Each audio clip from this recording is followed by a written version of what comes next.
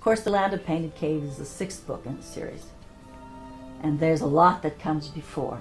This is a world that I've lived with for 30 years. And I've created and tried to create it the way it was, tried to make it believable, you know.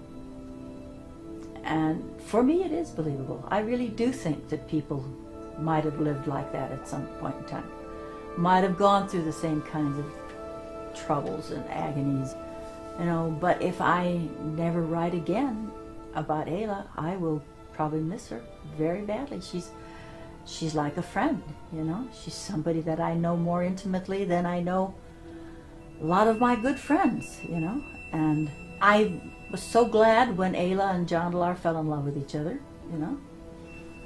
But they don't know how to get along sometimes because they come from such different backgrounds, you know. And that's part of the fun of writing it. She's got to raise her kid. She's got to be a good wife to her mate. And she's studying to be this healer, shaman type figure, and there's a lot to learn. In The Land of Painted Caves, you know, they traveled to Jondalar's home. And the actual site of the 9th cave of the Zelandani it's a place in France called Logriot. I remember the first time that I really went into like Lascaux cave.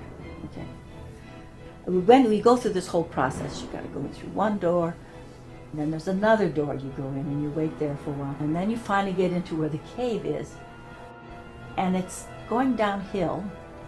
And so I'm watching my footing. You know, I'm not really looking around too much. I'm walking down because the path goes downhill.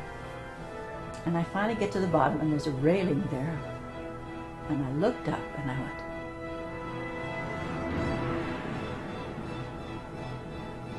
and by the time I took a breath again, it was, you know, I was crying. I was in tears. It was so, for me, it was an overwhelming.